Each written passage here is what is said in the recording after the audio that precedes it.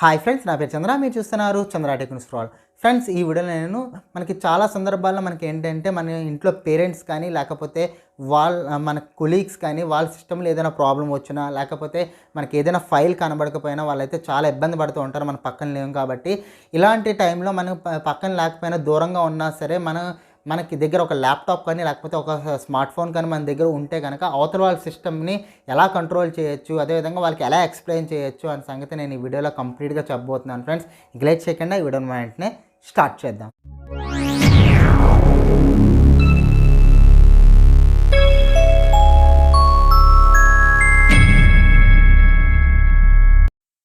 So friends, first మనం ఏం చేయాలంటే క్రోమ్ బ్రౌజర్కి వెళ్ళిన తర్వాత టీమ్ వ్యూవర్ అని చెప్పేసి టైప్ చేస్తే కనుక గూగుల్లో మనకు ఒక వెబ్సైట్ అయితే కనబడుతుంది. సో ఆ వెబ్సైట్లో ఫస్ట్ వచ్చే వెబ్సైట్ మీరు క్లిక్ చేస్తే కనుక మనకైతే ఆ వెబ్సైట్కి అయితే రీడైరెక్ట్ అవుతుంది. సో ఈ విధంగా మీరు డౌన్లోడ్ నౌ అని చెప్పి మీరు క్లిక్ చేస్తే ఇంకో పేజ్కి రీడైరెక్ట్ అయ్యి అక్కడ మీకు ఒక ఫైల్ అయితే డౌన్లోడ్ అవుతుంది. దాని సైజ్ వచ్చేసి 28 MB అయితే ఉంటుంది. సో ఆ 28 MB ఫైల్ ఉన్న ఈ ఫైల్ని మీరు 2 సిస్టమ్స్లోని మీరైతే ఇన్స్టాల్ చేసి ఉండాలి. ప్రీవియస్గా మీరైతే ఈ టీమ్ వ్యూవర్ యాప్ని 2 సిస్టమ్స్లోని మీరు ఇన్స్టాల్ చేయాలి. ఇలా ఇన్స్టాల్ చేసిన తర్వాత మీకు నెక్స్ట్ ఏంటంటే కనుక మనకైతే కంప్లీట్గా సెటప్ అయితే క్లిక్ చేస్తే కనుక మీకు డిఫాల్ట్ సెటప్ అయితే మీరు క్లిక్ చేయండి. డిఫాల్ట్ సెటప్ మీరు క్లిక్ చేసిన తర్వాత అదైతే కంప్లీట్ ఇన్స్టలేషన్ అయితే కంప్లీట్ అవుతుంది.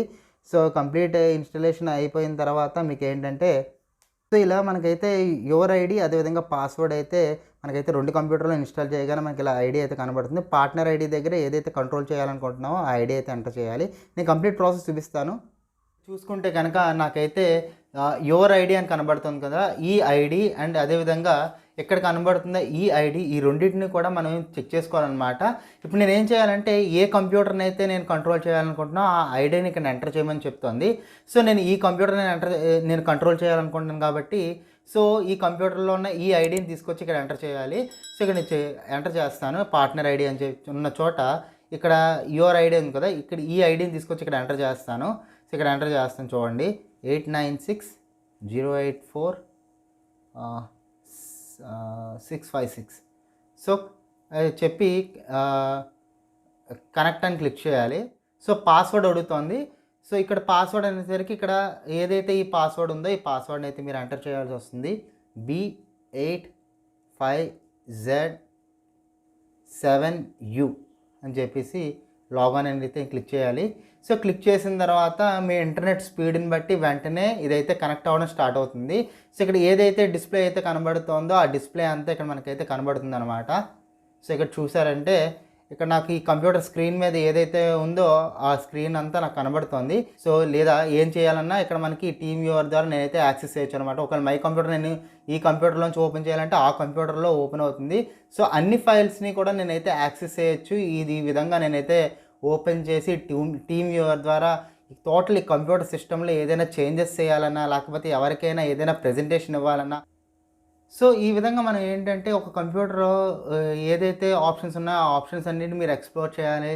ఆ ఆప్షన్స్లో ఎవరికైనా గైడ్ చేయాలి. లేకపోతే ఇంట్లో మీ పేరెంట్స్ ఉన్నప్పుడు వాళ్ళకి తెలియలేదు అనుకున్నప్పుడు మీరు రిమోట్గా ఇంకో ల్యాప్టాప్ ఉంటే కనుక మీరు ఈ విధంగా ఈజీగా మీరైతే కంట్రోల్ చేయొచ్చు. సో ఇందాక మనకైతే బ్యాక్గ్రౌండ్ కనబడలేదు కదా, బ్యాక్గ్రౌండ్ కనబడడానికి నేను ఏం చేశానంటే వ్యూలోకి వెళ్ళి ఇక్కడ చూసుకుంటే కనుక మనకి హైడ్ వాల్పేపర్ అని ఉంది కదా, దాన్ని క్లిక్ చేస్తే వాల్పేపర్ వెళ్ళిపోతుంది. అదే అన్హైడ్ అని క్లిక్ చేస్తే మనకైతే వాల్పేపర్ అయితే కనబడుతుంది అనమాట. సో ఈ విధంగా మనకైతే కంప్యూటర్లో ఏ ఫైల్స్ని కావాలన్నా మీరు యాక్సెస్ చేసుకోవచ్చు లేదా ఫైల్ ట్రాన్స్ఫర్ చేసుకోవచ్చు.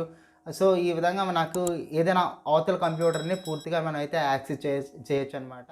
సో ఇందులో చూసుకుంటే కనుక మనకి చాలా ఆప్షన్స్ అయితే మనకి అవైలబుల్లో ఉంటాయి. ఇక్కడ చూసుకుంటే కనుక ఇక్కడ మనకి కమ్యూనికేట్లోకి వెళ్తే మనకైతే చాట్ చేయొచ్చు. ఒకవేళ మీకు అవతల వ్యక్తికి మీరు మాట్లాడాలనుకున్నా మాట్లాడచ్చు, డైరెక్ట్గా ఇంటర్నెట్ కాల్ చేయొచ్చు.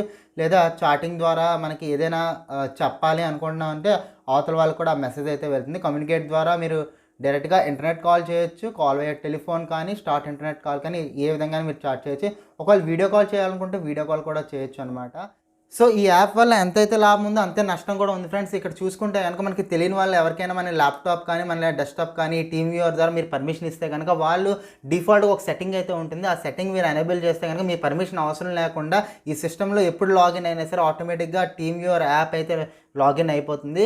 లాగిన్ అయిపోయి అవతల వాళ్ళకి పర్మిషన్ ఆటోమేటిక్గా మీరు ప్రీవియస్గా ఇచ్చారు కాబట్టి ఆటోమేటిక్గా అవతల వాళ్ళు మీరు ఏం చేస్తున్నారు, ఏదంటే ఏంటేంటి కంటెంట్ సర్చ్ చేస్తున్నారు, ఏంటేంటి చూస్తున్నారు అని కంప్లీట్గా మానిటర్ చేసుకోవడానికి అవకాశం ఉంటుంది. అదేవిధంగా రికార్డ్ చేసే అవకాశం కూడా ఉంటుంది. సో ఇదొక విషయం గుర్తుపెట్టుకోవాలి. మీకు ట్రస్టెడ్ పర్సన్స్ తెలిసిన వాళ్ళకి మాత్రమే మీరు ఇలాంటి పర్మిషన్ అయితే ఇవ్వండి. బయట వ్యక్తులకు మాత్రం ఇలాంటి పర్మిషన్ అయితే ఇవ్వద్దు. ఎందుకంటే మీకు ప్రైవసీ ఇష్యూస్ అయితే చాలా జరుగుతూ ఉంటాయి. మీరు నచ్చినట్టయితే కనుక ఒక లైక్ బటన్ కొట్టండి. నా ఛానల్ ఫస్ట్ టైం చూస్తే కనుక నా ఛానల్ సబ్స్క్రైబ్ చేసుకోండి. ఇలాంటి మంచి మంచి వీడియోస్తో నేనైతే మీకు కలుస్తాను. So thank you so much watching this video and this is Chandra signing off.